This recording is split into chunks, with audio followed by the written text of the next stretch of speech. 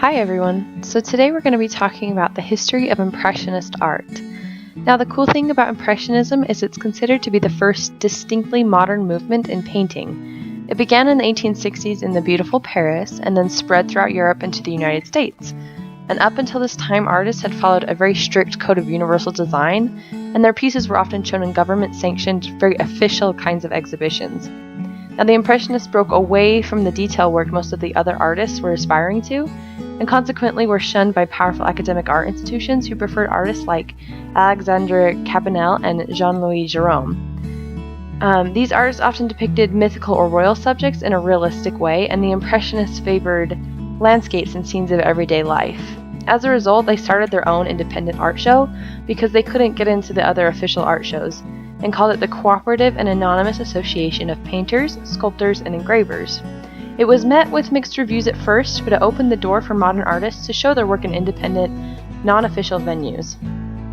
The main focus of the Impressionists was to capture the momentary sensory effect of a scene, or rather the impression objects made on the eye in a fleeting instant.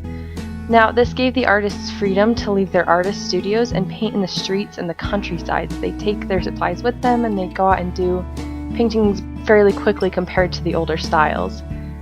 This is called in French en plein air.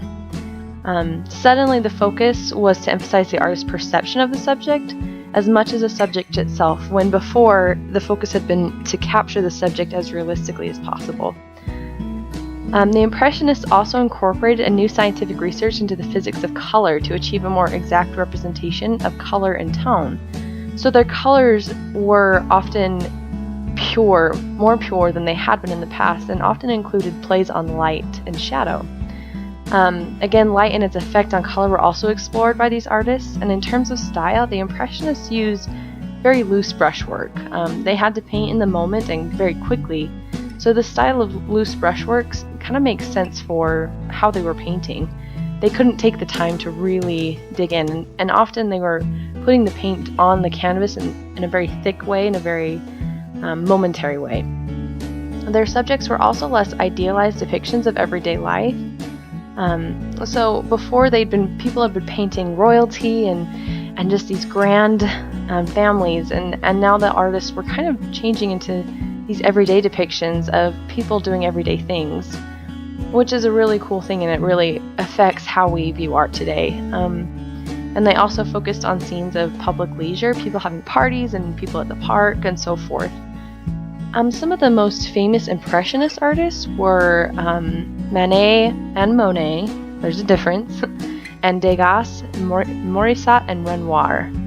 And these were considered to be the catalysts of change in terms of how the art world worked and how people saw art, and how, most importantly, art was displayed, because before it had been very government sanctioned, and now it was kind of, you create your own art and you put it in whatever kind of exhibition you want. You create the exhibition, which again was met at the beginning with a lot of mixed reviews. A lot of people didn't like that, but now today we see that as a great benefit to the art world.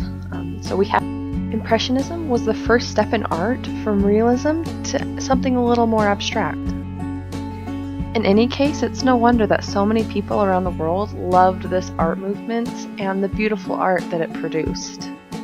Thanks for watching this video, and here are the sources I got my information from, as well as the pictures.